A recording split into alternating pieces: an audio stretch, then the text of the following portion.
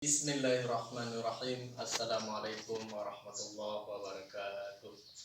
Waalaikumsalam. Alhamdulillahirabbil alamin. Puji syukur kepada Allah Subhanahu wa taala yang mana oleh Allah masih memberikan kita umur panjang sehingga dapat berhadir bersama berkumpul pada acara pertemuan P2K2. Kemudian selawat dan salam marilah sama-sama kita sajikan keharibaan Nabi besar Muhammad sallallahu alaihi wasallam yang mana oleh Rasulullah telah membawa kita semua dari alam kebodohan ke alam penuh dengan ilmu pengetahuan. Selamat pagi semuanya ibu-ibu. Pagi. Bagaimana kabarnya hari ini? Alhamdulillah luar biasa. Allah Akbar. Baik. Ya, pada pertemuan hari ini saya lihat semuanya sangat bersemangat ya. Walaupun masih dalam keadaan negara kita menghadapi virus corona, kita tetap semangat, tetap menjaga protokoler kesehatan. Ini jaga jarak ibu ya. Pada pertemuan yang lalu kita telah membicarakan tentang gizi dan layanan ibu hamil. Masih ingat ibu-ibu sekalian, apa saja gizi dan layanan bagi ibu hamil itu? Masih. Apa Ibu Husnul? Coba disebutkan. Gizi ibu hamil makan sayur-sayuran, buah-buahan, konsumsi vitamin penambah darah. Iya, sangat bagus. Ibu Sumarto, kemana kita harus melakukan persalinan? Ke layanan kesehatan atau ke bidan. Iya, baik ya. Jadi ibu semuanya sudah mengerti kan? Hari ini kita akan melanjutkan sesi selanjutnya yaitu perlindungan terhadap lanjut usia. Sebelumnya ibu-ibu sekalian sudah tahu apa itu lanjut usia? Sudah lanjut usia orang yang sudah tua. Iya, jadi lanjut usia itu adalah orang-orang yang sudah umurnya di atas 50 tahun sudah mulai menua.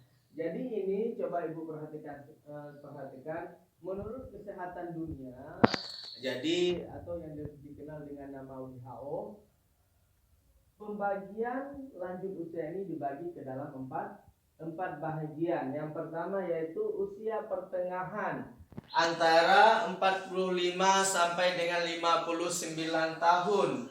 Kemudian lanjut usia yang kedua adalah usia sampai 60 dan 74 tahun ibu-ibu sekalian. Coba ibu lihat lagi yang ketiga yaitu lanjut usia tua, jadi umurnya 75 tahun sampai dengan 90 tahun. Dan yang terakhir adalah lansia sangat tua, yaitu di atas seumurnya 90 tahun. Jadi menurut Undang-Undang nomor 13 tahun 1998, Ketentuan Umum Pasal 1 menerangkan ayat 2 tentang lanjut usia adalah seseorang yang telah mencapai usia di atas 60 tahun. Nah, ini ibu-ibu sekalian bisa dilihat tadi juga sebelum kita melakukan pembukaan pertemuan kita sudah membagikan fotokopinya. Selanjutnya pada masa usia lanjut usia ini ibu-ibu, mungkin ibu-ibu di rumah bisa memperhatikan. Masih ada orang tuanya ibu-ibu sekalian? Masih. Iya, nanti coba diperhatikan ibu-ibu. Mungkin ibu-ibu sudah memperhatikan tetapi kadangkala tidak memahami tingkah orang tua tersebut. Jadi pada saat kondisi lansia ini dia akan memiliki permasalahan. Permasalahan yang pertama adalah perubahan fungsi organ tubuh pada lansia. Menyebabkan terjadi yang pertama adalah gangguan perubahan fisik. suhu tubuh. Ibu-ibu sekalian, coba nanti ibu-ibu melihat. orang tua, baik itu ibu ataupun bapak yang sudah tua. Dan kulitnya mulai kering dan keriput. Kemudian gangguan Gangguan. gangguan gerakan. Jadi mungkin permasalahan pada otot, pada sendi, susah berjalan, dan juga tulangnya sudah mulai rapuh. Kemudian yang juga terjadi pada orang yang sudah tua itu gangguan penglihatan, panca indera, ibu-ibu sekalian. Coba perhatikan, ada nenek-nenek kita sudah mulai tidak bisa membaca, sudah mulai tidak bisa melihat. Kemudian juga menurunnya penciuman. Kadang-kala kita memberikan makanan, dia nggak tahu ini aromanya aroma apa ya. Kemudian mengenai pendengaran, susah mendengar. Kadang-kadang kita harus berbicara dengan suara yang besar. Tapi ibu-ibu sekalian jangan mencoba berteriak pada telinganya, nggak boleh. Jadi kita harus menghargai orang tua, namanya orang tua. Kemudian yang kedua adalah terjadi perubahan ataupun permasalahan pada psikososial. Misalnya perubahan emosi. Jadi sering muncul depresi, cemas ataupun ketakutan. Kemudian kadang-kadang sering diam di rumah, diam, tidak mau berbicara, kemudian sering melamun. Kemudian hubungan dengan tetangganya kurang baik-baik, sensitif. Namanya juga orang tua sensitif. Sedikit kita berbicara yang tidak sesuai sudah marah, sensitif. Namanya juga orang tua. Tapi apapun cerita, kita harus memaafkan, harus memuliakan. Kemudian yang ketiga adalah kondisi permasalahan yang dihadapi oleh lanjut usia, yaitu permasalahan spiritual ataupun rohani. Yaitu misalnya kurang mau berbagi dengan orang lain. Itu salah satunya, ibu-ibu sekalian. Kemudian tidak tabah dalam menerima kondisi penuaan. Maunya dia muda terus, kan tidak mungkin. Semua kita akan dimulai dari sejak di kandungan, bayi, anak-anak, remaja, dewasa, dan tua, dan akhirnya meninggal dunia. Itu adalah kodrat kehidupan kita sebagai manusia. Kemudian jarang beribadah, namanya juga orang tua.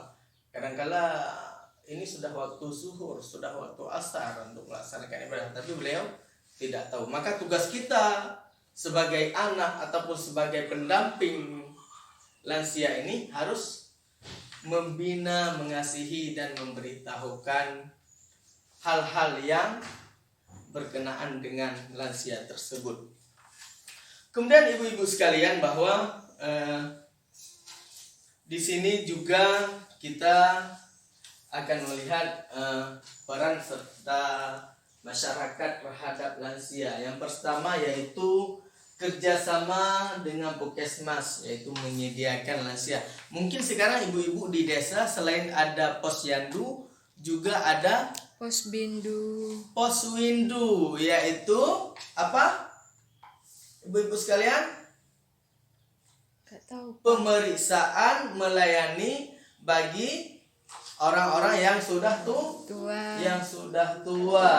Kemudian juga peran masyarakat, yaitu mengikut sertakan dalam kegiatan-kegiatan. Misalnya ada senam yang dilakukan setiap minggu, setiap pagi minggu, senam lansia. Kemudian ibu-ibu sekalian, ini juga harus dilibatkan, misalnya mengundang dalam acara adat di desa ataupun acara-acara yang diadakan di RT ataupun di RW. Kemudian juga memiliki lembaga rujukan terkait dengan kebutuhan lansia.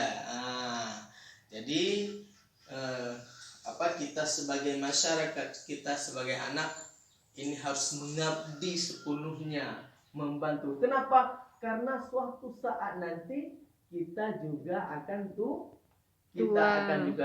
kita juga akan merasakan hal yang sedemikian rupa. Jadi Rasulullah juga bersabda bahwa al-jannatu tahta aqdamil ummahat. Jadi surga itu berada di bawah telapak kaki ibu. Jadi kalau kita merawat ibu orang tua kita di rumah dengan baik, insya Allah Allah akan mudahkan rezeki serta Allah akan membantu kita dalam setiap hal. Kemudian ini yang terakhir adalah lembaga-lembaga rujukan bagi lansia. Jadi salah satunya adalah yang pertama ada Puskesmas, ibu-ibu sekalian. Kemudian ada panti lansia atau dikenal dengan panti jompo. Kemudian ada dinas sosial di setempat atau di daerah, di kabupaten atau di kota. Kemudian kelompok keagamaan yang peduli terhadap lansia, ada suatu organisasi kelompok Baitul Mal. Kalau kita ada Baitul Mal, apalagi organisasi yang bergerak membantu para lansia uzur.